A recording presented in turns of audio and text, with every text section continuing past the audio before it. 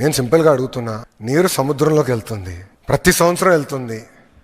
నీరు తెలంగాణ భూభాగం దాటి ఆంధ్ర భూభాగంలోకి వచ్చిన తర్వాత ప్రాజెక్ట్ నిర్మించి లిఫ్ట్ చేస్తున్నాం.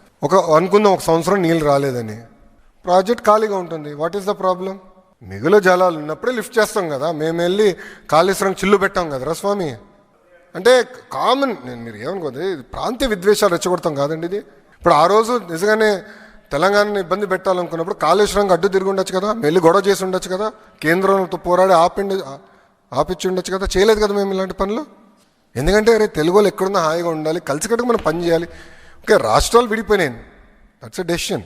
బట్ కలిసికట్టుగా తెలుగు వాళ్ళ ప్రయోజనాల కోసం కలిసికట్టుగా పని చేద్దామని చెప్పాం. What is wrong in that? We stand by that. ఈరోజు కూడా తెలుగుదేశం పార్టీ ఏనాడు తెలంగాణ వ్యతిరేకంగా పనిచేయలేదు. మేము ఏనాడు పనిచేయలేదండి. Last 10 years we have never worked against and we will not work. ఎందుకు చేయాలి? అందరం కలిసికట్టుగా పని చేయాలి, అందరం కలిసికట్టుగా ముందరికి వెళ్ళాలి. That's our agenda. కాళేశ్వరంకి ఉందండి, కాళేశ్వరంకి ఉందా? I'm asking a straight question sir. I have right to ask, sir. When they are questioning me, I have right to ask that question. I have right to ask certain political parties.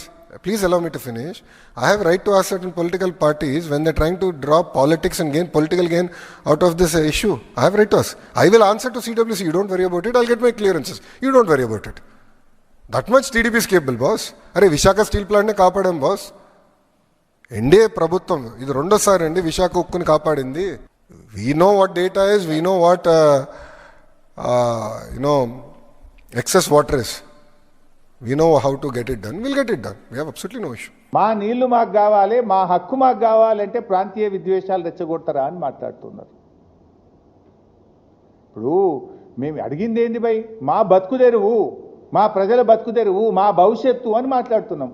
మా భవిష్యత్తు గురించి, మా ప్రజల గురించి మాట్లాడకపోతే తప్పు, మాట్లాడితే తప్పు కాదు. ఎట్లాగూ రేవంత్ రెడ్డి అంటే మాట్లాడాడు, కానీ తెలంగాణ సాధించిన పార్టీగా కేసీఆర్ నాయకత్వంలో పుట్టిన ఈ గులాబీ జెండా తప్పకుండా ప్రశ్నిస్తుంది, తప్పకుండా మాట్లాడుతుంది. బతుకుదెరువు గురించి మాట్లాడితే కూడా ఇది ప్రాంతీయ విద్వేషాలు రెచ్చగొట్టడం అని మాట్లాడొచ్చునా? మరి నేను ఒక విషయం అడుగుతా, లోకేష్ గారు, మీ నాన్నగారు వెనకట బాబ్లీ మీద కొట్లాడిండు, మహారాష్ట్ర మీద. కర్ణాటక ఆల్మట్టి ఎత్తు పెంచుతా అంటే దాన్ని కూడా వ్యతిరేకిస్తూ అనంతపూర్లో పోయి కొట్లాడిండు మీ నాన్నగారు.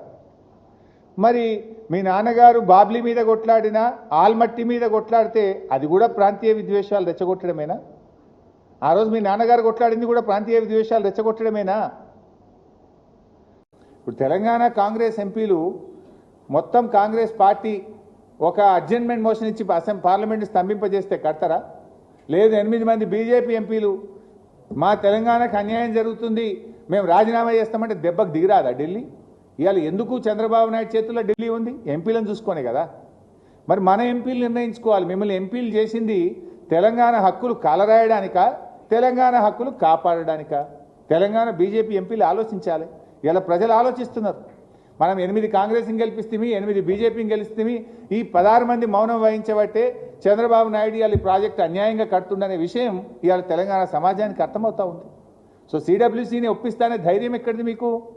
ఎంపీలు నీ చేతులున్నారు కనుక, ఢిల్లీ నీ చేతులు ఉంది కనుక, కేంద్ర ప్రభుత్వం నీ చెప్పు చేతుల్లో ఉంది కనుక నేను ఒప్పిస్తా అనుకుంటున్నావు. కానీ మాకు కూడా రాజ్యాంగం ఉన్నది, ఈ దేశానికి ఒక రాజ్యాంగం ఉన్నది, ఈ దేశంలో ఒక సుప్రీంకోర్టు ఉన్నది.